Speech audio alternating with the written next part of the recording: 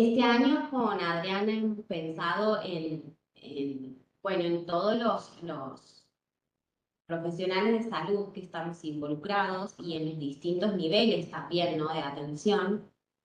Entonces, poder brindar una charla que sirva vuelvo a esto, a distintos profesionales que estén en distintos niveles para que los trastornos alimentarios no pasen desapercibidos, ¿sí? Sabemos que la detección temprana es uno de los mayores predictores de éxito terapéutico, así que bueno, la idea es eso, aprender un poco de prevención temprana y cómo actuar, ¿sí? Desde las distintas especialidades. Permiso, tomo el... Bueno, ¿por qué es fundamental una evaluación interdisciplinaria en la guardia?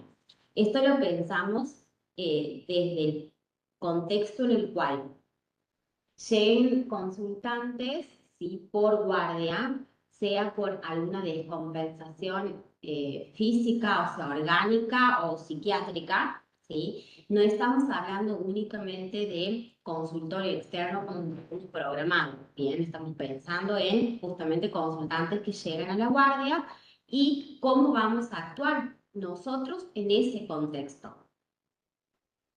¿Qué es importante saber? ¿Por qué apuntamos a la guardia en este año? Porque, como nos dicen las guías NICE, ¿sí? La guardia es la primera oportunidad muchas veces de detectar un trastorno alimentario. Bien, y es clave para que uno pueda hacer una valoración de riesgo vital inmediato. Bien, pensemos que en trastornos alimentarios nosotros tenemos como un doble riesgo. El riesgo físico, ¿sí? Por las comorbilidades, o sea, en realidad de las complicaciones, mejor dicho, que se derivan a causa de la malnutrición. Y por otro lado tenemos el riesgo más bien psiquiátrico por riesgo de suicidio, ¿sí? O conductas, o ideación, o conductas autolesivas y demás. Entonces tenemos como un riesgo doble, ¿sí? Psiquiátrico por un lado y clínico médico por otro. Y nosotros, cuando esos consultantes llegan a la guardia, nosotros debemos evaluar ambos riesgos, ¿sí? Porque ambos son letales en estos consultantes. Entonces, por ende, evaluamos, como les decía, desde bradicardia, hipotermia, riesgo de suicidio, desequilibrio hidroelectrolítico, ¿no? Si hay alguna alteración en alguno de los laboratorios. Bueno, hacemos como toda una valoración clínica. Bien. Entonces, ustedes piensen esto, ¿no? Si estamos hablando de dos riesgos que son completamente factibles, ¿sí? Porque si ya llegan por guardia es porque evidentemente de una u otra forma están descompensadas. Entonces, si hablamos de este riesgo dual, bien, que con lo que llegan estos consultantes, claramente no puede ser un solo profesional el que evalúe en la guardia a una persona con un trastorno alimentario, ¿sí? Se necesita de una evaluación integral. Médico, por el riesgo médico, nutricional, porque sabemos que hay una malnutrición, entonces la persona idónea y con los recursos necesarios, no solo para la evaluación, sino para la realimentación, va a ser el nutricionista, ¿sí? Necesitamos psicólogo, necesitamos asistente social, necesitamos psiquiatra, ¿bien? A lo que voy es que no un solo profesional puede dar una respuesta completa, ni hacer una valoración de riesgo acabada y exhaustiva, ¿sí? Se necesita que sea integral. Y algo muy importante que quiero hoy como señalar, para que uno no peque de confiado, como quien dice. Las complicaciones médicas en trastornos alimentarios pueden existir y de hecho existen, habiendo un índice de masa corporal normal inclusive. Entonces es importante que nosotros no infravaloremos los riesgos clínicos por la apariencia de un consultante, ¿sí? Porque puede tener un peso aparentemente normal y aún así estar extremadamente grave y con serias complicaciones médicas. Ahora, el rol del equipo interdisciplinario, esto es un poco, bueno, a ver, ¿qué haría cada una de las disciplinas? Bien. Psicología, bueno, nosotros desde nuestra área vamos a trabajar, bueno, ver cuál es el motivo de consulta, vamos a ver el contexto, por supuesto.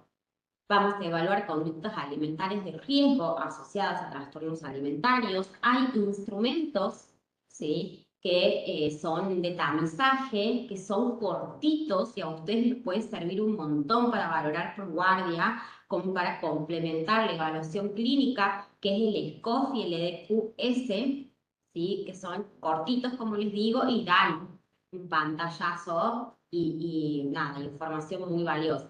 ¿Sí? Para que también nosotros podamos en un punto hacer una evaluación diferencial. Vamos a buscar, por supuesto, también evaluar el riesgo suicida, el estado emocional, el nivel de conciencia de la enfermedad, vamos a evaluar el estadio motivacional, ¿sí?, entendiendo el ciclo de cambio, ¿sí?, de Prochaska y Clemente, que habla sobre los distintos estadios del cambio. Vamos a evaluar la red de apoyo, si tenemos o no tenemos red de apoyo, y si es que tenemos la cantidad y la calidad. Podemos tener poquita cantidad, pero de muy buena calidad, o, caso contrario, tener una red de mucha cantidad, pero la calidad no es buena. Entonces es importante que ustedes valoren esas dos cosas, ¿sí? Porque naturalmente a tener un consultante con escasa o nula conciencia de enfermedad, que se sigan las indicaciones que se puedan dar en guardia, va a depender básicamente del red de apoyo que acompañe. Y así de importante es. Nutrición. Bueno, sí, sí. Desde la nutrición vamos a hacer una evaluación nutricional completa. Vamos a evaluar ahí también el riesgo de la realimentación. Si este paciente viene muy desnutrido, con una anorexia muy marcada, esta reintroducción de la alimentación, que es lo que se llama la realimentación, puede traer riesgos. Entonces también tenemos que evaluar eso. Ahí vamos a detectar estos signos clínicos de malnutrición. Vamos a iniciar una elaboración de un plan para iniciar la alimentación segura.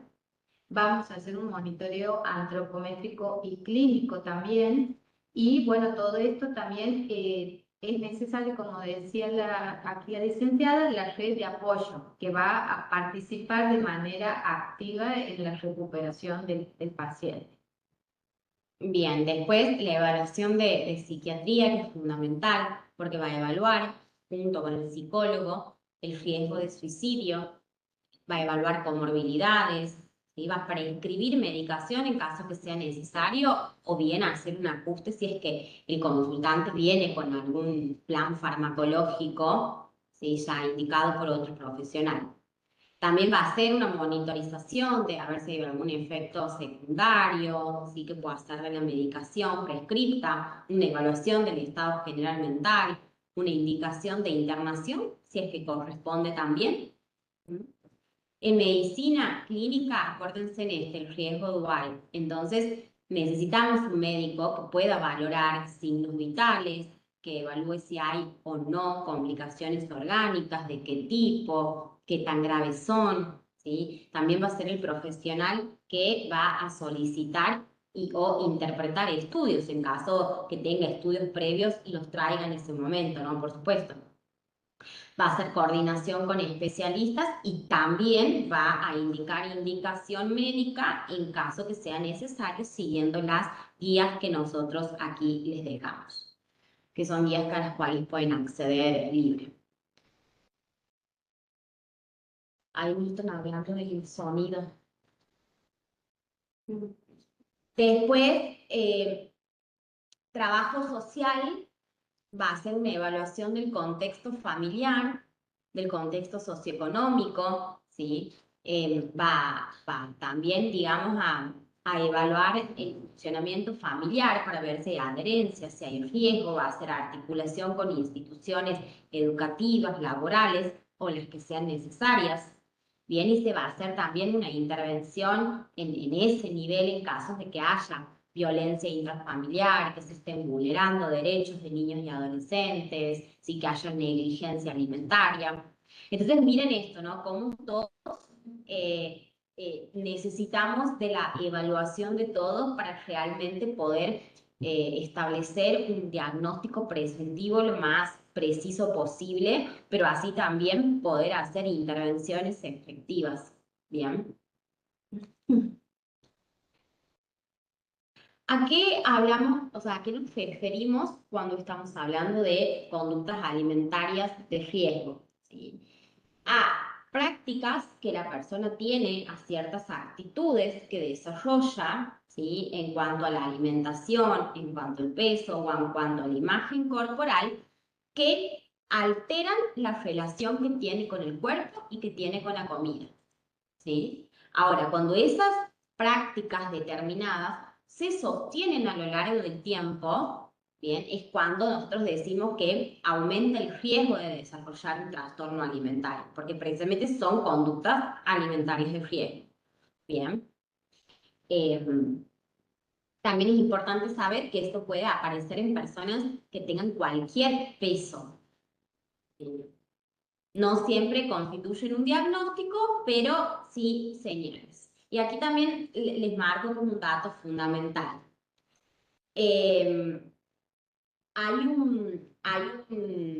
Nosotros decimos una tríada que se ve afectada en trastornos alimentarios, que es peso, comida e imagen corporal. Son como los tres ejes en donde ustedes van a ver las alteraciones cognitiva, emocional y conductual habitualmente, por no decir siempre. Bueno, bueno. Las señales que vamos a tener en cuenta dentro de estas conductas alimentarias de riesgo para la anorexia nerviosa, en este caso, vamos a detectar si hay una restricción de alimentos, si existen dietas de moda o restrictivas sin una supervisación médica, por ejemplo, o sin un nutricionista, si hay una justificación de esta restricción a través de una razón de salud, ética o ideología, si hay ejercicio físico compulsivo en estas personas.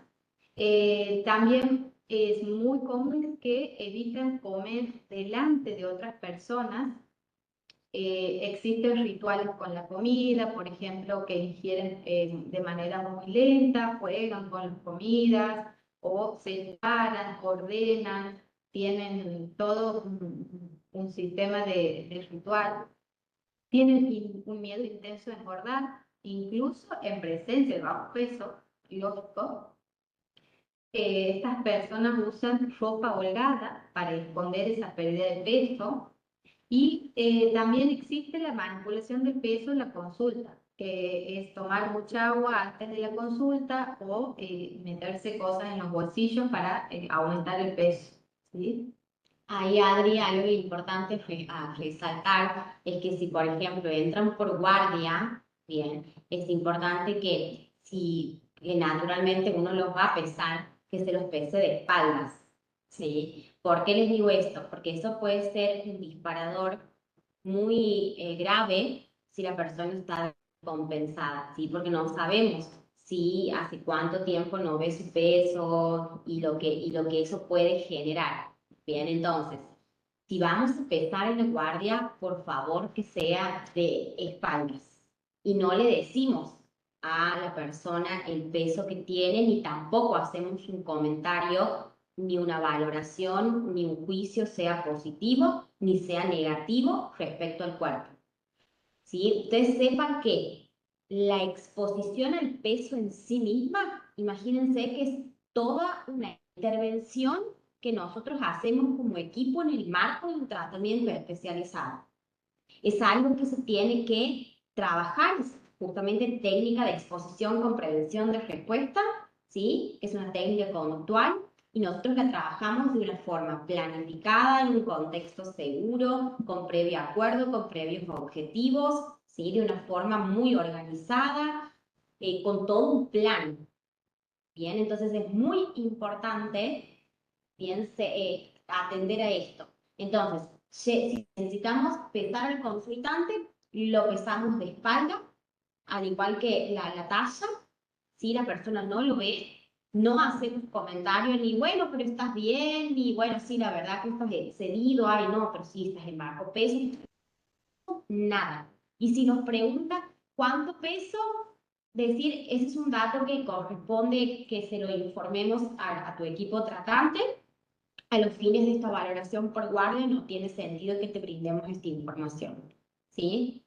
Y fin, que sea un dato para ustedes, ¿sí? Porque realmente puede desencadenar una crisis muy severa. Bien. Seguimos. Bueno, algo también, Adri, que me parece importante compartirles, es que nosotros muchas veces cuando necesitamos una valoración por algún especialista concreto, habitualmente desde el dispositivo de trastornos alimentarios de SESME, nosotros enviamos en un papel escrito, ¿sí? Que por favor, si van a pesar a este consultante, lo hagan solo si realmente es necesario a los fines de su práctica o intervención médica o la que fuera especializada, y en caso que le vayan a hacer, que por favor lo pesen de espalda y no emitan comentario ni juicio alguno, ni positivo ni negativo, respecto al cuerpo, dado que es un consultante con trastorno alimentario, eso puede ser un disparador de alto riesgo, ¿no? O sea, para que ustedes dimensionen, nosotros los mandamos así, firma, sello, y así van a la interconsulta con el especialista, porque de verdad es algo muy, muy peligroso, punto. Así es. Bueno, hablando un poco de lo que es la anorexia, ahí es donde existe esta restricción alimentaria, que es lo que vamos a definir cuando hay una reducción de la ingesta de alimentos que no cubre los requerimientos energéticos necesarios para mantener nuestras funciones corporales básicas y nuestra actividad diaria, ¿sí? Dentro de esta restricción hay una reducción y hay un control del tamaño de la porción de lo que se come. Las pacientes por lo general se saltean comidas, hacen una o dos comidas, tres con suerte. Hay ayunos prolongados, a lo mejor hacen desayuno y almuerzo y hasta el otro día ya no vuelven a desayuno, no vuelven a comer hasta el próximo desayuno, por ejemplo. Eliminan grupos de macronutrientes que son o los hidratos de carbono, o las proteínas, o las grasas, que por ahí los más temidos son las grasas, en principio, después los carbohidratos y después las proteínas. Y por último también pueden llegar a eliminar grupos de alimentos, como por ejemplo las carnes, las legumbres, los lácteos, huevos, cereales, ¿sí? Por lo general también son pacientes que se vuelven vegetarianos de un día para el otro. Ahí es donde está apareciendo esta eliminación de un grupo de alimentos. La restricción puede no ser evidente si esa persona declara comer normal, entre comillas, pero si hay se presenta signos clínicos de malnutrición o de desnutrición, ¿sí? Bien. Ahora, cuando tenemos una paciente con bulimia nerviosa, lo que vamos a tener en cuenta son si existen episodios de atracones, que son estos ingestas de grandes cantidades de alimentos que se realizan de manera descontrolada, que viene acompañado de un malestar, ¿sí? Hay oscilaciones en el peso, son pacientes que suben y bajan de peso constantemente. Tienen conductas compensatorias como los vómitos, el uso de laxantes, de diuréticos, hacen ayunos también, ¿sí? Van al baño inmediatamente después de comer, eso es una señal que sí o sí hay que tener en cuenta. Usan chicles o bebidas sin calorías para suprimir el hambre. Tienen lesiones en los nudillos, que son, se llama el signo de Russell, que es de tanto meterse la mano para devolver. La erosión dental por los vómitos, el ácido que viene con ese vómito, ¿sí? Las parótidas inflamadas, y la hipocalemia, que es la disminución del potasio, que se puede presentar en algunos laboratorios, ¿sí? Inclusive a mí me parecía como importante en esto que hablamos, ¿no? De los distintos profesionales que podemos hacer una detección temprana, inclusive los odontólogos, ¿no? Cuando por ahí ven estas erosiones dentales, ¿no? Ese desgaste del esmalte y poder tal vez indagar un poco más. Muchas veces obtienen información y pueden ayudar mucho, en ese caso, a generar conciencia del estado del consultante y ahí facilitar o promover que puedan realizar una consulta con los especialistas pertinentes. Bien.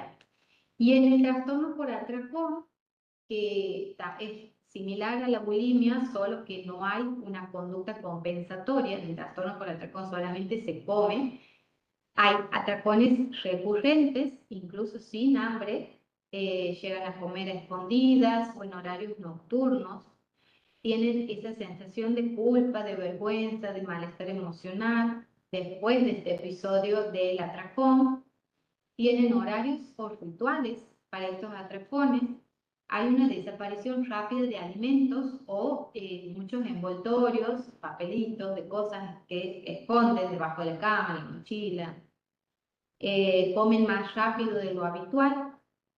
Tienen esa sensación de estar desconectados durante el episodio, como que lo hacen de manera automática sin prestar, sin tener la noción de eso. Y como decía, no hay conductas compensatorias, a diferencia de la bulimia. Bien, ¿por qué muchas veces los trastornos alimentarios pasan desapercibidos en el primer nivel? Porque justamente hay un mito y es que los TCA se presentan en un determinado tipo de cuerpo. Entonces, cuando alguien habitualmente ve a una persona con, entre comillas, peso normal o sobrepeso u obesidad, uno no va a ver, no, lo primero que dice es, bueno, no parece que tenga un trastorno alimentario, está bien. Y ese es el primer error garrafal que cometemos el personal de salud, ¿sí? Porque eso es un mito instalado culturalmente, socialmente, ¿sí? Que asocia bien el trastorno alimentario en un cuerpo extremadamente delgado, ¿sí? Y hoy quiero que se puedan llevar eso. Los trastornos alimentarios se pueden presentar en cualquier tipo de cuerpo, forma, tamaño, peso y demás, ¿sí? También porque la persona habitualmente va a negar los síntomas porque tiene miedo, porque tiene vergüenza y porque si hay justamente algo característico de los trastornos de conducta alimentaria es la escasa o nula conciencia de enfermedad. Bien, entonces, realmente nuestros consultantes muchas veces no entienden qué es lo que están haciendo mal. ¿Sí? Que eso es lo que se llama, hay dos términos fundamentales, no voy a adentrar a esto, sí para que el que le interese lo pueda indagar, la egosintonía y la nosognosia que se presentan en los trastornos alimentarios. ¿Sí? También porque muchas veces, ¿qué pasa? Que las cosas de, entre comillas, vuelvo, cuidado, de autocuidado, están sobrevaloradas en esta cultura que venera la delgadez, venera la juventud y la apariencia. Entonces, muchas veces las familias te van a decir, no, bueno, pero ella solamente entrena porque quiere, o es porque sana, come bien, come sanito. Entonces ahí es cuando ustedes le tienen que hacer ruido, porque si yo estoy diciendo que ella come bien, que es sana, claramente hay un juicio que la persona tiene con la comida. Entonces ya esa sola frase está muy sesgada. Habitualmente nosotros ahí preguntamos y decimos, ¿qué es comer bien? ¿Qué es sano? A ver, describime qué es sano y qué sería para vos no sano, ¿no? También porque, bueno, hay profesionales que les conocen banderas rojas a nivel médico, que ahora se les vamos a mostrar nosotros para que esto no pase, y porque hay prácticas, por supuesto, dietantes normalizadas en la cultura, ¿no? Hay algo que siempre lo menciono en las charlas que doy, digo, nadie se sorprende de que uno se esté cuidando en la alimentación o esté haciendo actividad física. El que es visto raro es que come sin reglas alimentarias, sin tanta norma, sin tanto protocolo, o que no hace, ¿no?, actividad física, que no busca estar mejor corporalmente. Estamos en un punto en donde ese es el raro, ¿no? Y no la persona que vive comiendo en función de reglas y de normas alimentarias autoimpuestas. Entonces, también pasa eso, que culturalmente las prácticas dietantes están súper naturalizadas, lo cual hace que profesionales de la salud se les pase por alto los trastornos alimentarios. Venimos bien. Quería saber, hacer unas preguntas. Si alguien quiere preguntar algo, puede escribir en el chat o levantar la mano y habilitamos el micrófono. ¿Sí? Bueno, si alguien quiere preguntar algo hasta el momento, así seguimos avanzando. Lo van dejando, si no en el chat, ¿sí? Aquí nosotros igual estamos leyendo todo. Bueno, vamos a seguir con complicaciones médicas, ¿sí? Bueno, vamos. Dentro de las complicaciones de lo que nos trae aparejada esta restricción alimentaria, tenemos muchas complicaciones. Todo lo que es desde lo endocrino, desde lo metabólico, complicaciones hematológicas, cardiovasculares, gastrointestinales, óseas, musculares, ¿sí? Es todo el conjunto de nuestro cuerpo se complica, ¿sí? Y todo, a ver, nosotros decimos que muchas personas, muchos médicos o profesionales, desconocen que ese TCA no se evalúa por un peso, por un bajo peso, sino por el riesgo médico que trae todo esto, ¿sí? Todas estas enfermedades. Exactamente. Ahora nos paso de nuevo. Ahí está. ¿Se me fue? Ah, bien.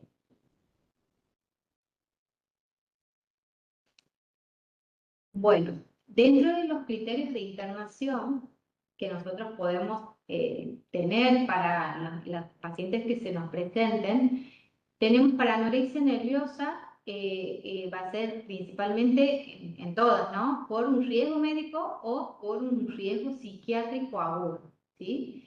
Los criterios médicos va a haber una desnutrición severa, es cuando detectamos que existe un peso muy bajo, donde el índice de masa corporal nos va a dar menor a 15, ¿sí? Y además, si este peso se ha ido dando a lo largo de estos 6 meses, ¿sí? Y que posteriormente no ha funcionado un tratamiento ambulatorio, ¿sí? Hay una ingesta mínima o negativa persistente de alimentos y líquidos donde podemos decir que existe una ingesta menor a 500 calorías por día durante los últimos 3 a 5 días que evaluamos en ese momento. Ahí es donde ya podemos decir que hay un riesgo metabólico. ¿Sí? Sí, perdona. Ahí es importante, porque muchas veces también pasa, ¿no? Que por ahí si la ingesta es mínima, tal vez es crónica y no es lo mismo. Claro, y no es lo mismo que sea que usted pregunte, usted siempre pregunten cómo ha sido la ingesta en los últimos 3 a 5 días, ¿sí? Porque si esa ingesta, ¿no? Ustedes, bueno, a ver, que te describan lo más detallado posible que ha ido de esos 3 a 5 días, y ustedes ven que ha sido menos de 500 calorías, ustedes tienen un riesgo metabólico, ¿sí?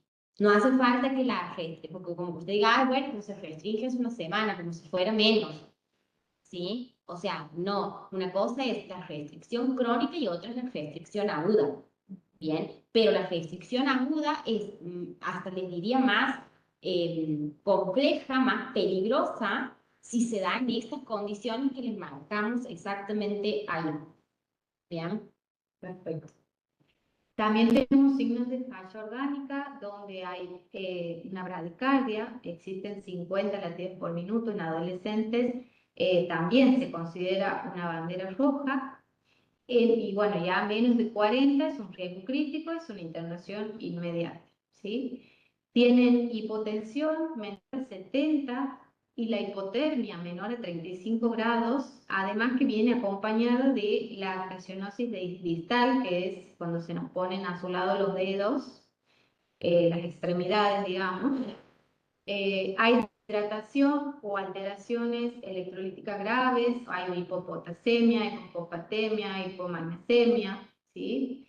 Hay un fosfato menor a 3 miligramos o el riesgo de síndrome de alimentación. que esto, bueno, tenemos que pedir siempre, pedimos los laboratorios para chequear este estado y tener cuidado al momento de volver a alimentar. Hay una hipoglucemia menor a 45 minutos, hay alteraciones en el electrocardiograma donde puede haber arritmias, ¿sí? El bradicardia, ¿sí? Bueno, y también en este caso aquí hacemos una aclaración que puede haber una internación también con un índice de masa normal o sobrepeso, existiendo un riesgo médico agudo, ¿sí? Por ejemplo, la hipocalemia severa por purgas, que eso se puede dar en una persona con normopeso, ¿sí? Hay síncopes repetidos, arritmias, hiponatremia, hay un riesgo suicidio. Eso nos marcamos con Adriana porque queremos, vuelvo, que erradiquen el mito de que el riesgo es el peso, ¿sí? Por eso en esta diapo anterior nosotros les dejamos marcado esto. Ahí está. Que el trastorno alimentario no se evalúa por el peso que tiene, sino por el riesgo médico. Ya, bueno, pues. ¿Sí? Entonces, no importa si tiene bajo, o sea, no es que no importa. Digo, si alguien tiene un normopeso, no es que entonces no lo vamos a internar. ¿Sí? Nosotros necesitamos laboratorio básico en donde sí o sí pidamos esto, ¿sí? Fosfato, magnesio, potasio, ¿bien?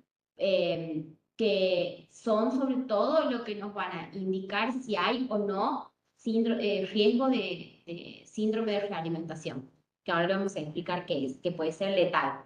Bien, entonces, esto, no se pueden tomar decisiones sin laboratorios y sin el electro, ¿sí? El peso es un indicador, pero ni siquiera es el más importante aquí. Se nos había pasado una diapositiva, así que vamos a volver a Adri. Bueno, dentro de los signos en pacientes, como decía, podemos tener los que son signos clínicos y los signos que nosotros podemos observar, ¿sí? Que los podemos ver. Los signos clínicos, tenemos lo que es el anugo, alteraciones tiroideas por adaptación al ayuno, hay una existe anemia, entonces esta paciente se encuentra pálida, con fatiga, con mareo, con sueño. Tienen alteraciones electrolíticas, como decíamos recién, hay una hipopotasemia, una hiponatremia, una hipocalemia, y donde existe este riesgo de arritmia fatal, como decía. Tienen amenorrea, hay alteraciones menstruales, hay una atrofia muscular y hay una pérdida de masa magra. Tienen hipotermia menor a 35-36 grados, la bradicardia y las alteraciones cardiovasculares. También dentro de lo que podemos observar van a estar las erosiones dentarias por el jugo gástrico, como decíamos, el pelo seco, frágil, quebradizo, se les hacen moretones fáciles, tienen las uñas quebradizas, las líneas de Bau, cicatrización deficiente de heridas, hay edema de reasunción en la reintroducción alimentaria, hay una hipertrofia parotidia, que son las mejillas agrandadas por vómitos, piel amarillenta, seca, descamativa, los signos de Hassel que decíamos recién, que son las lesiones en la mano por los vómitos, y el edema periférico por una reintroducción alimentaria o la hipoalbuminemia que se puede dar. ¿Sí? Bien. Entonces seguimos con los criterios de internación. En criterios de internación, ¿sí? En cuanto a lo que es psiquiátrico, nosotros vamos a pensar en una ideación suicida activa, ¿sí? Una idea, un plan o una conducta. Bien, entonces nosotros no solo vamos a pensar si ha intentado suicidarse o no en tanto a conducta, sino que vamos a preguntar si en algún momento ha tenido la idea de matarse o ha elaborado algún plan aunque no lo haya ejecutado. ¿Sí? Entonces, idea, plan y conducta. También si hay autolesiones, bien como cortes, no sé, quemaduras, si hay atracones y vómitos incontrolables, Aquí hay algo, ¿no? Como esto que lo hablamos con Adri, de que el vómito uno tiene que evaluar y es recontra importante evaluar la frecuencia, ¿sí? ¿Por qué les digo esto? Porque no es lo mismo una persona que vomita muchas veces al día y todos los días, donde eso pasa a ser una conducta que atenta contra la vida directamente, o sea, es un target uno en conducta que nosotros tenemos que atender, a alguien que vomita cuando tiene un atracón 2 veces por semana. ¿Me explico? Entonces, aquí cuando nosotros estamos pensando en una internación es porque hay ese vómito incontrolable, ¿sí? Cuando hay ese tipo de frecuencia, ¿sí? Cuando también hay una comorbilidad con otros trastornos psiquiátricos graves, como una depresión mayor, psicosis, no sé, trastorno bipolar, trastorno límite de la personalidad, ¿bien? También serían criterios.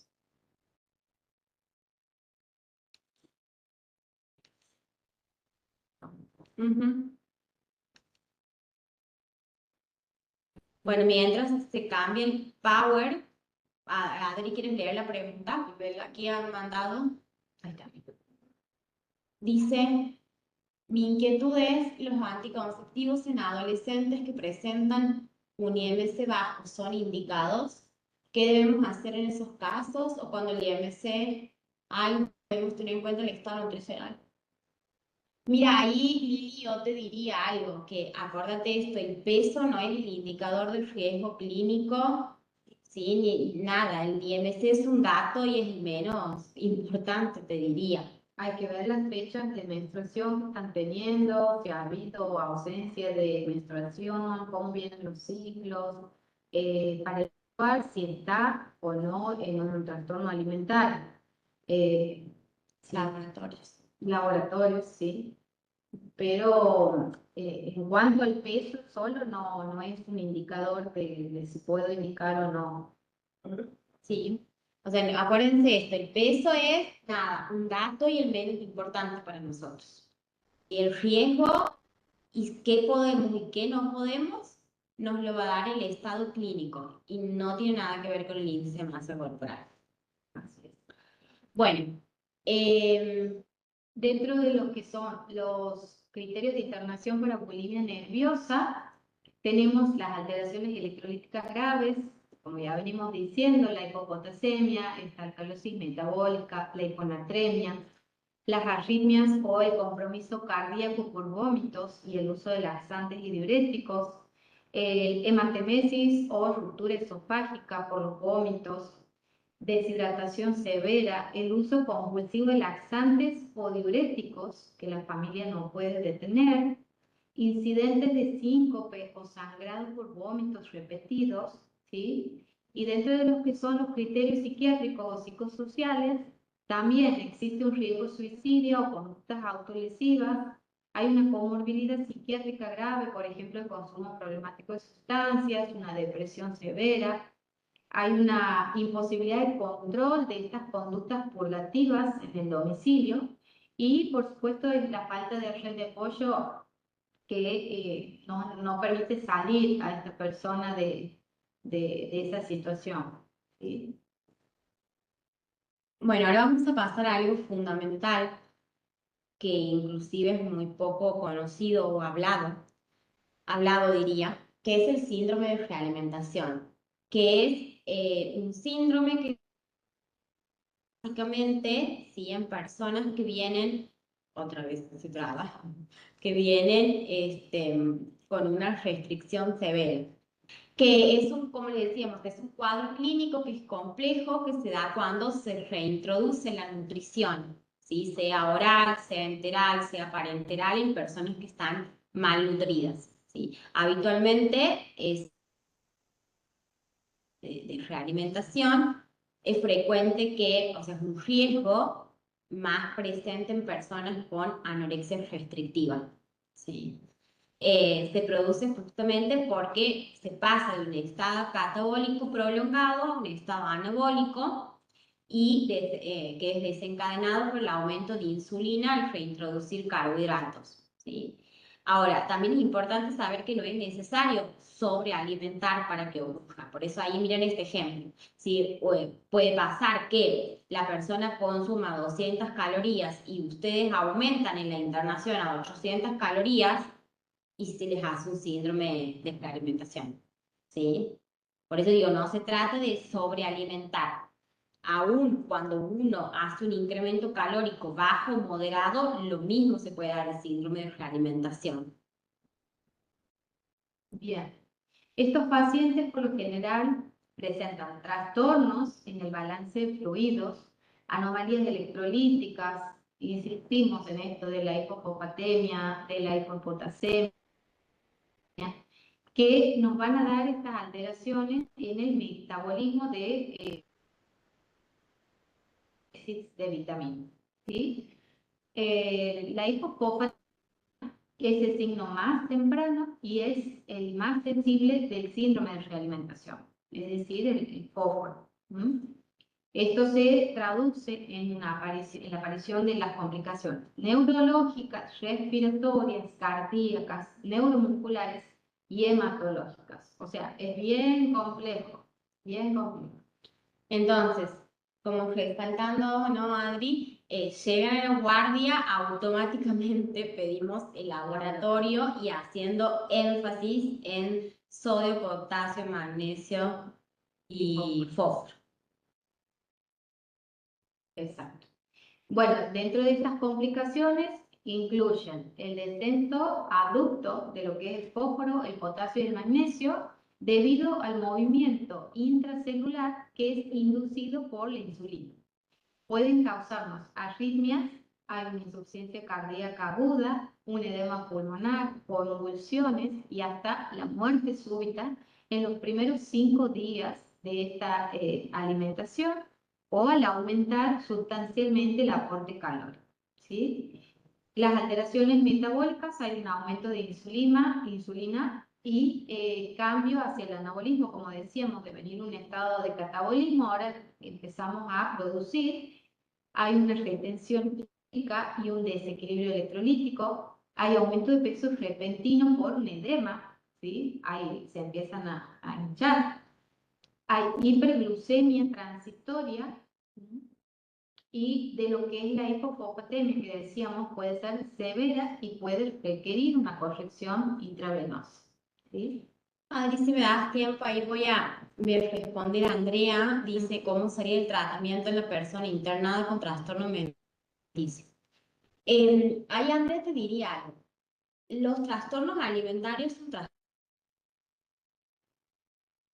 Sí, los trastornos alimentarios, por definición, son trastornos mentales que tienen una influencia biológica muy marcada y que altera el estado clínico y nutricional de un individuo a consecuencia de las conductas alimentarias de riesgo que tiene. ¿Sí? O sea, la persona que está internada por un trastorno alimentario es que está internada por un trastorno mental. Bien. Ahora, ¿puede tener comorbilidad con otro cuadro psicopatológico? Por supuesto, habitualmente sí, el trastorno alimentario es muy amiguero. Siempre se prende de algunos, ¿visto? Como de la depresión, no sé, trastorno bipolar, de trastornos de ansiedad. Habitualmente es muy amiguero y siempre anda acompañado. Pero sepan esto, por favor, trastorno alimentario es un trastorno mental que genera una alteración metabólica. Bien. Entonces, respondiéndote, Andrea, creo que te respondo gran parte de la pregunta con eso, y por otra parte, vuelvo, ¿cómo va a ser el tratamiento?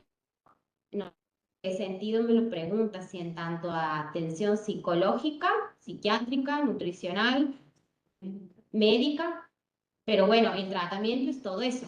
Médico, psiquiatra, psicólogo, nutricionista, enfermería, y porque todos atendemos a cosas diferentes y que son todas igualmente importantes. Y por eso en un principio les decía que así como la evaluación inicial se debe hacer de forma integral, el tratamiento tiene que ser integral. ¿Sí? Es lo que corresponde, es lo que las guías nos marcan y es lo que es ético que hagamos. ¿sí? Nadie puede suplir la función del otro. Bien, como volvemos a esto, digo, no, y aparte para saber esto, cómo vamos a alimentar a ese paciente en la internación, yo les diría que el paciente se alimente como venía hasta que no tengan los resultados del laboratorio. Porque ustedes, como ustedes han visto en la diapo anterior, ustedes le han aumentado 300 calorías y más, que uno día no es nada, y le pueden generar un síndrome de alimentación. Y el paciente se... ¿Sí? Entonces, hasta no tener los laboratorios y el electro, no hay que tomar decisiones de mover nada ahí, porque no sabemos qué podemos mover todavía, hasta dónde podemos mover ni cómo mover. Entonces, si venía comiendo medio tomate y 3 hojas de lechuga, bueno, comerá eso un día más, un día menos, no va a hacer mucho la diferencia hasta no tener los resultados del laboratorio. Claramente se lo pide en calidad urgente, pero no tomamos ninguna decisión hasta no tener el laboratorio. Bien. Obviamente que si es una cuestión de un desequilibrio hidroelectrolítico y demás, bueno, ya es una cuestión clínica. Yo estoy hablando y a esto me lo digo únicamente en tanto a la realimentación. Que también es cierto, si el psicólogo no tiene el rol protagonista en esta primera instancia del tratamiento, ¿no? Es como que nosotros venimos después. Se salva. Me salgo ahí. Distinto es cuando es ambulatorio, que el primero que asisten es el psicólogo. Bien. Hablamos de la hipomagnesemia, que puede causar los síntomas neuromusculares y cardíacos, puede potenciar el riesgo de convulsiones y arritmias. La hipocalemia también genera este riesgo de arritmias cardíacas. Este riesgo aumenta si hay vómitos previos o uso de laxantes o diuréticos, que es por donde perdemos todo. Y la sobrecarga hídrica, el peso de 200 a 300 gramos por día, va a sugerir una retención hídrica, ¿sí? No es que hay una ganancia de masa corporal o de peso, sino que es esta retención de líquido que estamos teniendo. Estas condiciones dependen de la y severidad de de aumento calórico durante la realimentación. Es necesario que hagamos un monitoreo estricto de electrolitos y bueno, dentro de segura vamos a indicar el fósforo, el potasio, magnesio y glucemia, chequear cada 24 48 horas, ¿sí? Esto con Adri le dejamos tipo como si ustedes lo quieren pegar en la guardia, le hemos dejado así el cuadrito como para que ustedes sepan qué van a tener que monitorear si tienen a alguien internado. Sí. El ecocardiograma, bueno, si hay un riesgo moderado alto, si es diario, perdón, si hay un riesgo moderado alto, vamos a iniciar con las calorías de 20 a 30 kilocalorías por kilo por día según el riesgo y vamos a ir aumentando muy lentamente. Vamos a controlar los signos vitales, vamos a tener un balance hídrico. El pesaje diario, a ver, esto venimos viendo, pero en realidad ahí hay que tener en cuenta si está con la retención de líquidos o no, ¿sí? Y vamos a evitar la sobrecarga de carbohidratos también los primeros días, ¿sí? Síndrome prevenible si lo detectamos a tiempo y como estricto de electritos, el control del aporte calórico y la vigilancia cardiovascular continuamente. ¿Sí? Aquí hay algo súper importante que también me parece fundamental que ustedes conozcan, que todos conozcan. Muchas veces los consultantes con trastornos alimentarios se presentan a la guardia y nos dicen que es como que sienten una voz que les da órdenes.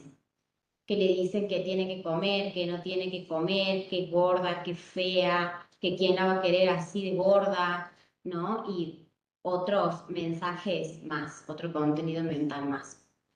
Y por ahí pasa que uno se asusta, ¿no? Porque le dice, escucha una voz, que la voz le habla, que le dice, que le da órdenes, que, y demás. Y quiero contarles, ¿sí? Que esto está documentado en la literatura científica y se llama la voz del TCA. ¿Sí? En inglés, Eating Disorder Voice o voz anorexígena, cuando se estudia en anorexia, y se refiere precisamente a ese discurso que muchas veces se presenta en segunda o tercera persona y que hace comentarios respecto a la comida, respecto al peso, respecto a la apariencia, respecto a la autovalía, y que muchas veces las personas lo viven justamente como se separado del yo, es decir, como siento una voz que me dice que, ¿bien? Si bien no está como una categoría en el manual estadístico de los trastornos mentales, que es el DSM-5 en ninguna de sus versiones, este estudio, digamos, ha ido surgiendo de relatos de pacientes, ¿no? Y de prácticas clínicas donde se busca externalizar el problema. ¿Qué es externalizar el problema? Justamente esto, hablar de el trastorno alimentario como una entidad separada de la persona. ¿En dónde lo hacemos? En los tratamientos que tienen mayor evidencia científica de la más altísima calidad científica, como el Family Based Treatment, que es la terapia basada en familia, ¿sí? Como en las distintas terapias contextuales, ¿sí? Que trabajamos con la difusión y la externalización de la enfermedad. Bien. Después, esto ha ido como tomando por investigación cualitativas desde el año 2010 hasta que se ha ido formalizando más en trabajos empíricos, ¿sí? Sí se ha popularizado este término en el libro Life Without de Jenny Schaffer, no, el apellido me sale medio más o menos, que habla del ED, que sería Eating Disorder, ¿sí? Como una pareja abusiva del cual la paciente se separa. ¿Bien? Miren aquí. Hay investigaciones académicas y hay investigaciones empíricas de lo que estoy hablando. ¿Sí? Investigaciones académicas, en el año 2010 se hace ese primer estudio cualitativo que acuña sistemáticamente el término anorexic voice, ¿sí? Que es la voz que surge en pacientes que tienen un trastorno alimentario, que sienten como que hay justamente, ¿no? Una voz interna, una presencia que les da, las critica, y no la interpretamos como una psicosis, sino como un diálogo interno personificado que ayude a explicar la experiencia de lucha y de ambivalencia de estos consultantes. Después tenemos en el 2012 otro de Williams y Frey que justamente describe como dos personas en mi cabeza. Pueden buscar estos estudios, obviamente hoy a los fines que nos competen no lo hacemos extenso, pero para que sepan que hay. Después hay evidencia empírica, ya miren este de Pug 2016, 17, 2020, que define la voz, ¿sí? Estudia el poder percibido, la relación con la severidad y la adversidad temprana, y explica cómo, o sea, cómo le explica la voz como un mecanismo de control que ofrece seguridad y estructura, pero que a la vez refuerza la enfermedad. Y a mayor poder percibido de la voz, más complejo es el cuadro y la sintomatología. Y en 2022, que está nuevita, también explican que la voz puede ser internalizada desde experiencias tempranas, ¿sí? Crítica de padres, bullying que se haya recibido, invalidación emocional, invalidación traumática, en donde la voz sería como una especie de eco de esos mensajes internalizados en algún momento del desarrollo de esa persona, y que eso la diferencia de solamente un pensamiento automático, ¿sí? O sea, tiene una historia, tiene un origen y se instala como una identidad. Entonces, ¿por qué les comento esto y les presento esto y les mostramos esto hoy? Para que por ahí no caigamos en el simplismo, ¿no? De si escucho una voz es que está con una alucinación auditiva, porque esto que ustedes están viendo, que tiene ya evidencia empírica, investigaciones académicas, está documentado y demás, es muy común que se presente en nuestros consultantes con trastorno alimentario y no quiere decir que estén con una esquizofrenia, ¿sí? Entonces hay que hacer una buena evaluación para poder decirlo. Y aquí también hay otros que son bien, pero bien recientes. Aquí hay uno del 2020 que desde la psicología dialógica la voz se entiende como una subposición del yo o un posicionamiento interno que dialoga con otras partes de la identidad. O sea, no es algo ajeno, ¿sí? Sino que es como parte de uno mismo que ha adquirido autonomía y que es como una voz que te discute, te ordena, te amenaza, te critica, te juzga. Después aquí, que es lo que más me interesa, en 2024, miren, se ha hecho un metaanálisis.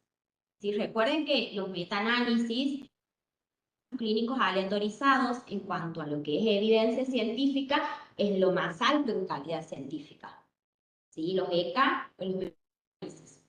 Entonces, aquí hay un metaanálisis en donde ve justamente y nos muestra cómo la voz cumple una función paradójica, ¿sí? Porque por un lado te da esa sensación de seguridad, de compañía, de identidad, y por otro lado es una voz que es crítica, que juzga, que te refuerza todas las conductas desadaptativas que tiene el trastorno alimentario y que no es únicamente con la comida las conductas desadaptativas. No vale la aclaración.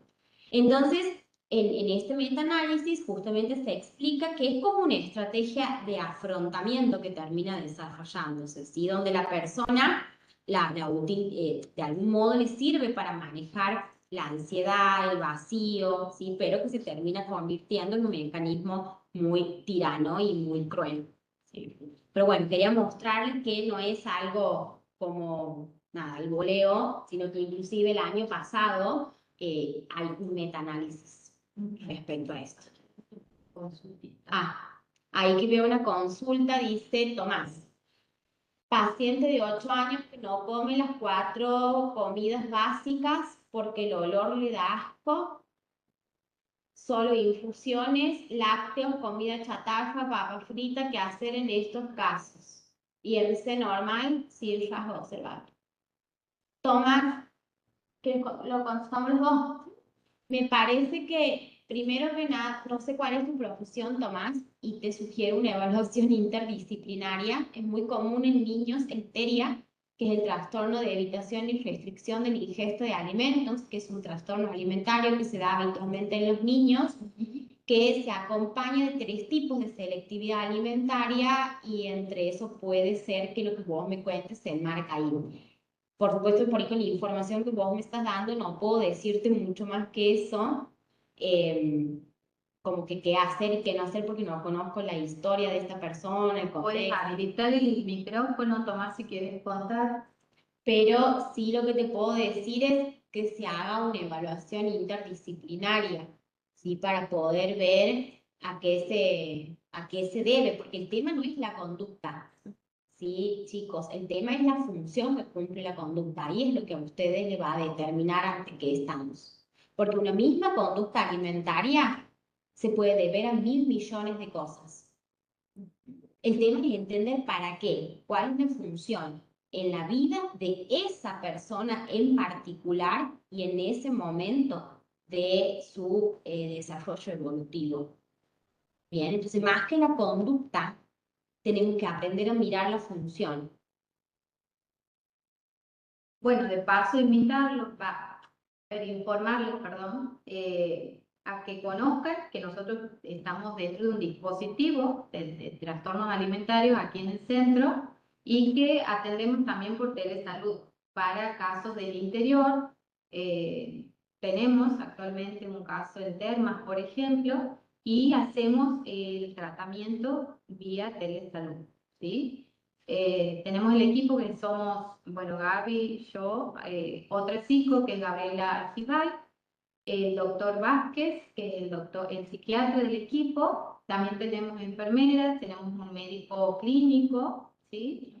Trabajadores sociales, así está conformado nuestro equipo, por si alguna vez necesita, se comunican con nosotros y hacemos el tratamiento también a distancia.